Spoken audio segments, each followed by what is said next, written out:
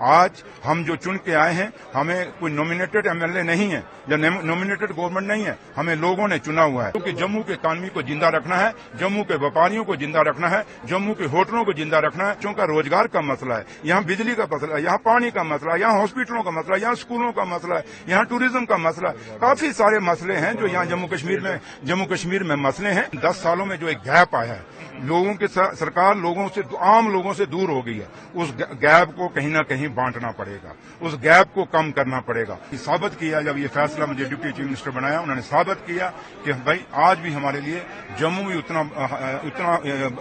अहम है जितना हमारे लिए कश्मीर है। ये वो लीडरशिप है जिस लीडरशिप में बिना जात, बिना बरादरी, बिना मजहब, बिना फिरका बस्ती के उन्होंने हमेशा फैसले लिए हैं। देखिए, मैंने कहा ना, खित्ता पीर पंचाल के लोगों के लिए और खासकर मेरे नौशहरा कॉन्स्टिट्यूंसी के लोगों के लिए एक बहुत फख्र की बात है।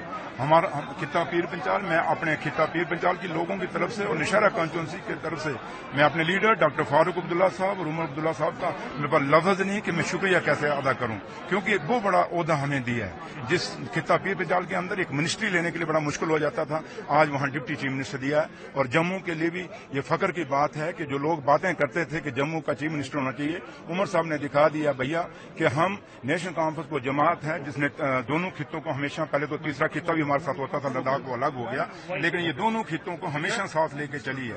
और आज भी उन्होंने साबित किया, जब ये फैसला मुझे डिप्टी चीफ मिनिस्टर बनाया, उन्होंने साबित किया कि भाई आज भी हमारे लिए जम्मू भी उतना अहम है जितना हमारे लिए कश्मीर है। तो इसलिए ये वो लीडरशिप है जिस लीडरशिप में बिना जात, बिना बरादरी, बिना मजहब, बिना फिरका बस्ती के उन्होंने हमेशा फैसले लिए हैं। लेकिन जो बात यहाँ चीफ मिनिस्टर की करते हैं, उनको कहिए भैया पहले जम्मू का गवर्नर तो लगा लीजिए, जम्मू का एलजी तो लगा लीजिए, फिर दूसरों को डिक्टेट दीजिए, फिर दूसरों को बातें सुनाइए। Thank you.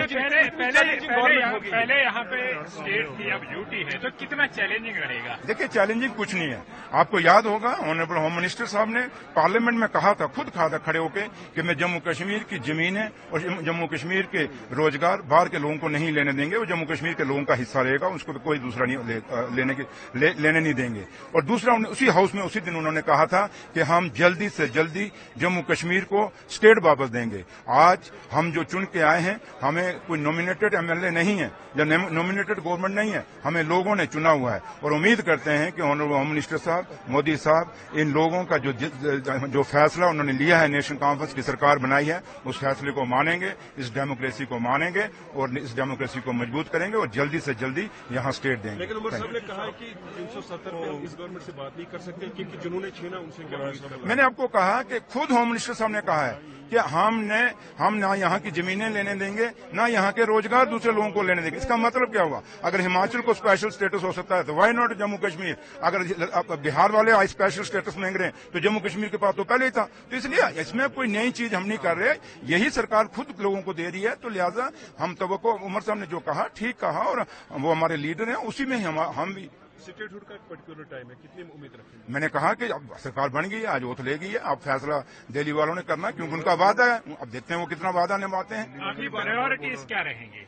हमारी प्रायोरिटीज तो आपको सबको पता है कि आज इन 10 सालों में जो एक गैप आया है, लोगों के सरकार आम लोगों से दूर हो गई है। उस गैप को कहीं ना कहीं बांटना पड़ेगा, उस गैप को कम करना पड़ेगा। उसके बाद लोग बेरोजगार बच्चों का रोजगार का मसला है, यहाँ बिजली का मसला है, यहाँ पानी का मसला है, यहाँ हॉस्पिटलों का मसला है, यहाँ स्कूलों का मसला है, यहाँ टूरिज्म का मसला है। काफी सारे मसले हैं जो यहाँ जम्मू कश्मीर में मसले हैं। इन मसलों को कहीं ना कहीं नेशनल कॉन्फ्रेंस ने हल करना। और सबसे बड़ा मसला जो जम्मू का है, क्योंकि जम्मू जो हमारा दरबार मूव था, ये महाराजे का दिया हुआ था, किसी पार्टी ने नहीं दी था, और महाराजे के फैसले को ही नेशनल कॉन्फ्रेंस ने आगे चलाया था। तो इसलिए जो दरबार मूव है हमारा, क्योंकि हमारे दरबार बंद होने से जम्मू की इकॉनमी को बड़ा फर्क पड़ा है, और हम जल्दी से जल्दी उसको कोशिश करेंगे कि दरबार मूव दोबारा चालू हो, क्योंकि जम्मू की इकॉनमी को जिंदा रखना है, जम्मू के व्यापारियों को जिंदा रखना है, जम्मू के होटलों को जिंदा रखना है।